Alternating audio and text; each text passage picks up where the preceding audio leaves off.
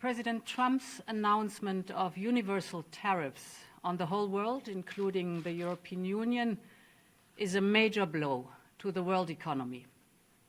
I deeply regret this choice. Let's be clear-eyed about the immense consequences. The global economy will massively suffer. Uncertainty will spiral and trigger the rise of further protectionism.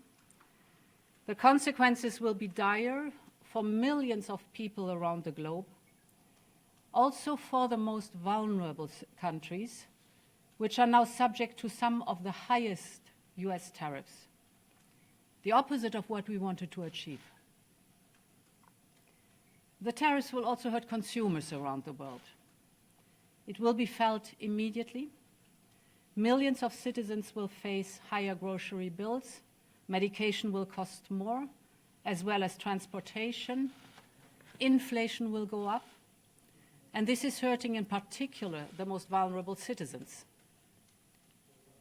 All businesses, big and small, will suffer from day one, from greater uncertainty to the disruption of supply chains, to burdensome bureaucracy. The costs of doing business with the United States will drastically increase. And what is more, there seems to be no order in the disorder, no clear path through the complexity and chaos that is being created as all US trading partners are hit. In the past 80 years, trade between the European Union and the United States has created millions of jobs. Consumers across the Atlantic have benefited from reduced prices. Businesses have benefited from huge opportunities, leading to unprecedented growth and prosperity. And at the same time, we know that the global trading system has serious deficiencies. I agree with President Trump that others are taking unfair advantage of the current rules, and I'm ready to support any efforts to make the global trading system fit for the realities of the global economy. But I also want to be clear.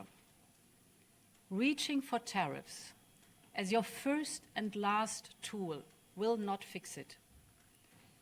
This is why, from the outset, we have always been ready to negotiate with the United States to remove the remaining barriers to transatlantic trade. At the same time, we are prepared to respond. We are already finalizing the first package of countermeasures in response to tariffs on steel, and we're now preparing for further countermeasures to protect our interests and our businesses if negotiations fail. We will also be watching closely what indirect effects these tariffs could have, because we cannot absorb global overcapacity, nor will we accept dumping on our markets. As Europeans, we will always promote and defend our interests and our values, and we will always stand up for Europe.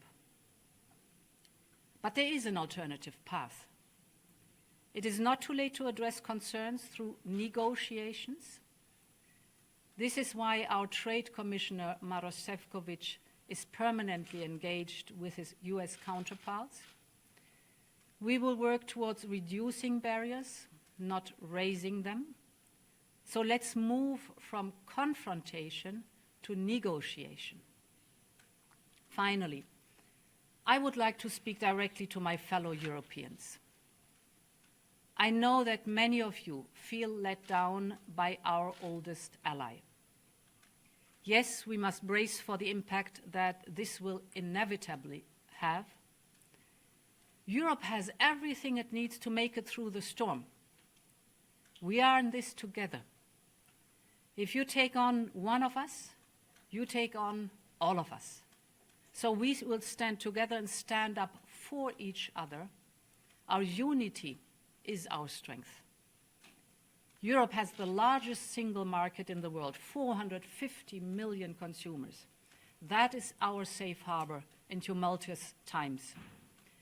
And Europe will stand at the side of those directly impacted. We have already announced new measures to support the steel and cars sectors. Last week, we limited the amount of steel that can be imported to Europe tariff-free.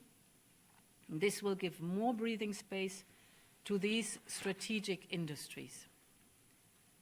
Now, we will also convene strategic dialogues with the steel, the automotive, and the pharmaceutical sectors, and others will follow. Europe stands together for our business, for our citizens, and for all Europeans, and we will continue to build bridges with all those that, like us, care about fair and rules-based trade as a basis for shared prosperity. Thank you.